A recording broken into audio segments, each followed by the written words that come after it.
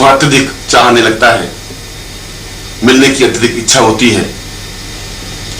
पर यदि किसी कारणवश वह प्रेम टूट जाता है या प्रेमी अथवा प्रेमिका धोखा दे देता है, तो वह अपने आप में बदहवास हो जाता है, परेशान हो जाता है, जीवन के प्रति मोह समाप्त हो जाता है। डॉक्टर और समाज के लोग उससे पूछते हैं, परिवार के लोग उससे पूछते हैं कि क्यों परेशान हो, क्यों तनावग्रस्त हो, क्या समस्या है, मगर वह कुछ नहीं कह पाता, क्योंकि वो तथ्य ही ऐसा है जो नहीं कह पाता। वह तो छुपा हुआ भाव है जिसे समाज के सामने या परिवार के सामने उजागर किया ही नहीं जा सकता। वह तो मन में दबा हुआ एक भाव है। और डॉक्टर परेशान होते हैं कि समस्या क्या है, इसको कोई बीमारी नहीं है। यदि चेकअप करते हैं तो किसी प्रकार की कोई समस्या दिखाई नहीं देती। फिर ये इतना परेशान, इतना पीड़ित, इतना चिंतित क्यों है, क्या कारण है? ये कारण डॉक्टर नहीं ढूंढ पाएंगे, ये कारण परिवार वाले भी नहीं ढूंढ पाएंगे, क्योंकि यह कारण तो मन में छुपा हुआ है। और उस प्रेम में वो पागल होकर, बदहवास सा होकर खाना पीना भूल जाता है, व्यापार भूल जाता है, कार्य भूल जाता है, परिवार के उत्तरदायित्व से अलग हट जाता है और धीरे धीरे अपने आप को मटिया मेट करने के लिए तैयार हो जाता है। और यदि समय पर इसका समाधान नहीं किया जाए तो आत्महत्या तक भी कर लेता है।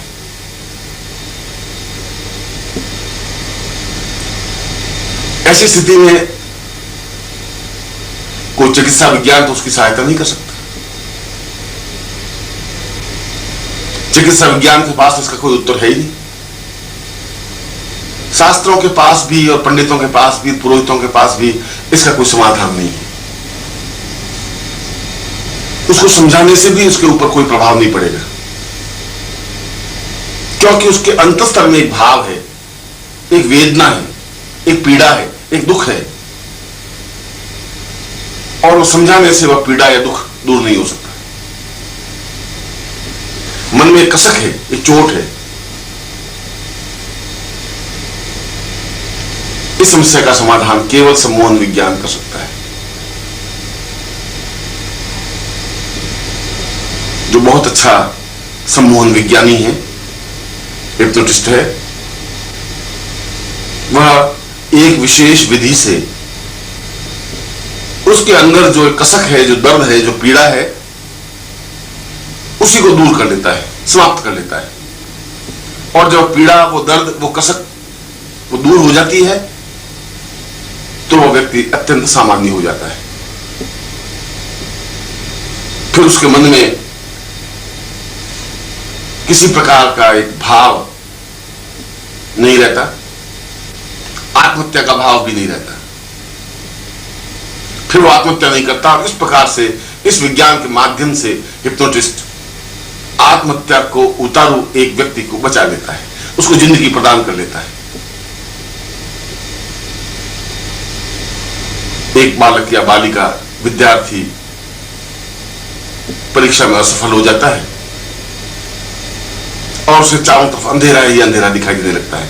ऐसा लगता है कि जैसे समाज में और घर में उसकी आलोचना हो रही है, उसको तिरस्कार दृष्टि से देखा जाने लगा है, साथियों में उसकी हंसी उड़ाई जा रही है।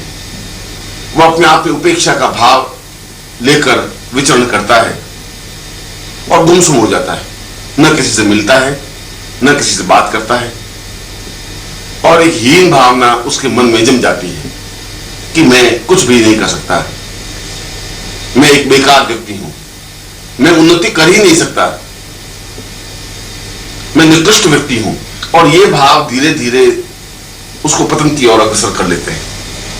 मां बाप समझाते हैं, पूछते हैं क्या बात है, वह नहीं कह पाता। संगी साथी पूछते हैं तो वह समझता है कि मेरा उपहास किया जा रहा है, उनको भी वह नहीं बताता। और ऐसी स्टेज, ऐसी स्थिति भी आ जाती है कि वह विद्यार्थी आत्महत्या कर लेता है। समाप्त हो जाता है अथवा पागल हो जाता है। इसी प्रकार घर में किसी प्रिय की मृत्यु हो जाती है तो एक शोकाकुल वातावरण बन जाता है। कल्पना करें कि एक नवविवाहिता पत्नी जिसकी शादी हुए अभी 1 साल भी नहीं हुआ है और किसी दुर्घटना में उसके पति की मृत्यु हो जाती है तो पत्नी उस सदमे को नहीं झेल पाती, बदहवासी हो जाती है, चीत्कार करने लग जाती है और अधिकांश स्थिति में वह पागल हो जाती है। उसका दिमाग अस्त व्यस्त हो जाता है, अव्यवस्थित हो जाता है। ऐसी स्थिति में और कोई इलाज नहीं है। मस्तिष्क का इलाज करने वाले डॉक्टरों के पास इसका कोई उपाय नहीं है।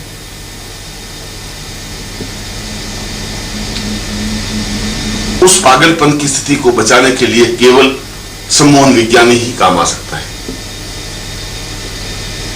क्योंकि उसके मन में यह बात घर कर जाती है कि मेरा जीवन बर्बाद हो गया है।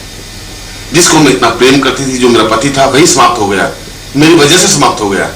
मैं इस घर में आई और वह बर्बाद हो गया। घर का एक मुखिया, घर का एक लड़का, एक जवान व्यक्ति समाप्त हो गया। वह अपने आप को अपराधी महसूस करने लगती है, समाज को गालियां देने लगता है, ससुराल वाले उसका तिरस्कार करने लग जाते हैं और वह या तो पागल हो जाती है या निश्चय ही आत्महत्या करने के लिए उतारू हो जाती है। उसे सहज सामान्य बनाने के लिए केवल मात्र सम्मोहन विज्ञान ही काम कर सकता है। हिप्नोटिज्म के माध्यम से, सम्मोहन विज्ञान के माध्यम से उसके जीवन को निश्चय ही अनुकूल बनाया जा सकता है।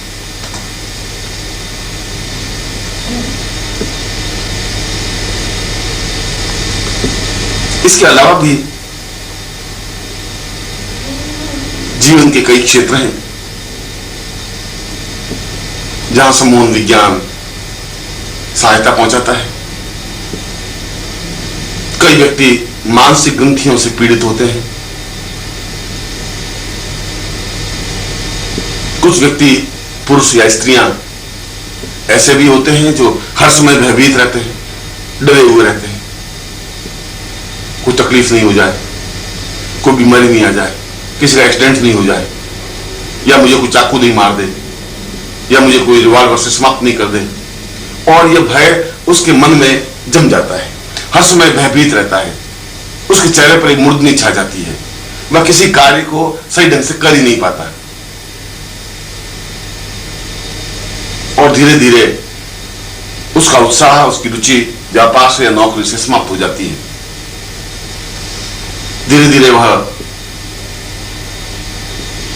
कमजोर, दुखी और संतप्त दिखाई देने लगता है। भय से आक्रांत व्यक्ति और कर भी क्या सकेगा, जबकि यह भय निर्मूल है, जबकि ऐसा संभव नहीं है, फिर भी यह एक प्रकार की बीमारी है।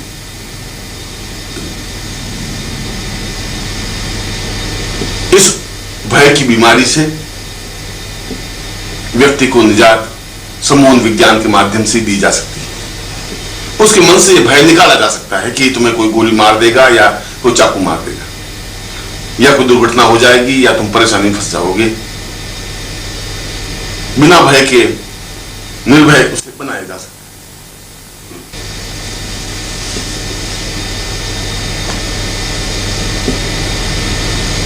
कुछ व्यक्तियों को हर समय हीन भावना बनी रहती है, मैं बेकार हूं, मैं जीवन में कुछ नहीं कर सकता, मैं असफल हूं, जिंदगी के हर क्षेत्र में असफल हूं, न मैं अच्छी तरह से पढ़ाई कर सका, न मेरा ग्रस्त जीवन सुखी है, न मैं संपन्न हूं, न मैं स्वस्थ हूं।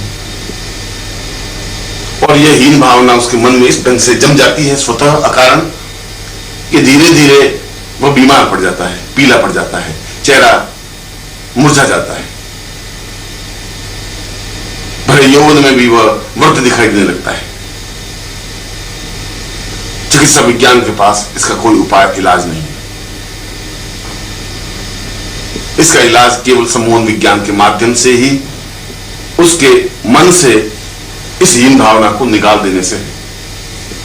एक विशेष विधि से उसकी हीन भावना को निकाल दिया जाता है और वह पुनः स्वस्थ अनुभव करने लग जाता है।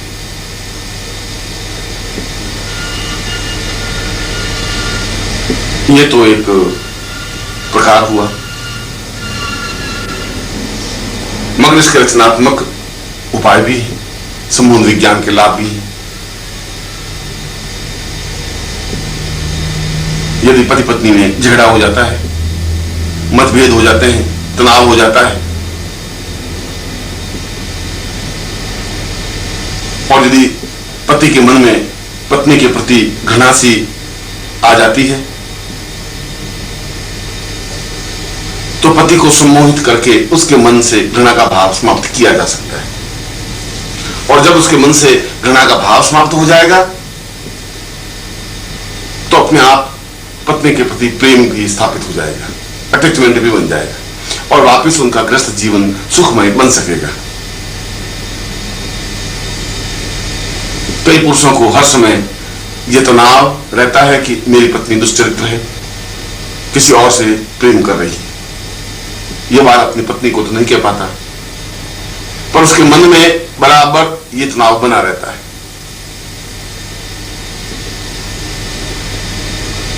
इसके फलस्वरूप पति पत्नी के बीच जबरदस्त कलह और दीवार खड़ी हो जाती है।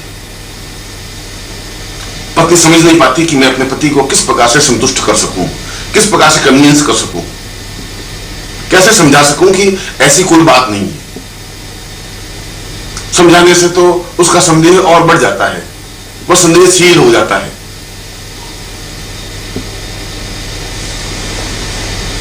इससे कई ग्रस्त घर टूट गए, बिखर गए। इस समस्या का समाधान भी सम्मोहन विज्ञान के माध्यम से ही हो सकता है। और कई स्त्रियों को भी यह तनाव, यह आशंका बनी रहती है कि उसका पति दुष्चरित्र है, ऑफिस से 2 घंटे लेट आता है तो जरूर कोई कारण है, 4 दिन बाहर जाता है तो कोई न कोई कारण है, या जरूर किसी ने साथ इसका प्रेम है। और वह पत्नी कुछ कह नहीं पाती, अंदर के अंदर घुटती रहती है, तनावग्रस्त रहती है, उलझन से भरी रहती है और धीरे धीरे उसका वैवाहिक जीवन दुखमय हो जाता है, तनावग्रस्त हो जाता है। इस समस्या का समाधान भी सम्मोहन विज्ञान के पास ही है। यदि कोई युवक या युवती परस्पर प्रेम कर रहे हैं और अत्यंत प्रेम है और कुछ समय बाद प्रेमिका के मन में प्रेमी के प्रति वह भाव नहीं रहता, उतना प्रेम नहीं रहता जितना होना चाहिए,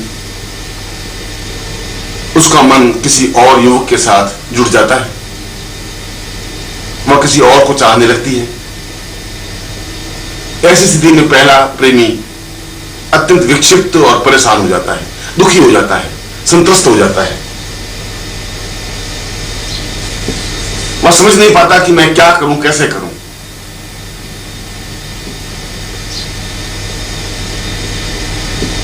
ऐसी स्थिति में भी सम्मोहन विज्ञान ही सहायता कर सकता है।